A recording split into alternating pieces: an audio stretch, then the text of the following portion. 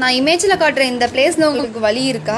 அப்போ நான் சொல்கிற டெஸ்ட்டை மறக்காமல் பண்ணி பாருங்கள். அதுக்கு முன்னாடி யூஸ்ஃபுல்லான கண்டென்ட் போகிற நம்ம பேஜை ஃபாலோ பண்ணிக்கோங்க. சரி வாங்க டெஸ்ட்டுக்குள்ளே போவோம். இப்போ பார்க்க போகிற டெஸ்ட் மில்ஸ் டெஸ்ட். தம்ப் வந்து அவுட்வேர்டாக ப்ளேஸ் பண்ணிக்கணும், ஃபிங்கர்ஸ் வந்து இன்வேர்டாக ப்ளேஸ் பண்ணிக்கணும். First elbow flexion, forearm pronation, wrist and fingers flexion. அப்படியே நம்ம எல்போ எக்ஸ்டென்ஷன் பண்ணோம்னா லேட்டரல் எபிகார்டல் சைடில் பெயின் ஃபீல் பண்ணுவாங்க. ஸோ டெஸ்ட் வந்து பாசிட்டிவ். ஒரு காசஸ் என்னன்னு பார்ப்போம். பேர்லேயே டென்னிஸ் எல்போன் இருக்கே, அப்போ டென்னிஸ் பிளேஸ் தானே வரும் அப்படின்னு நீங்கள் கேட்குறீங்களா?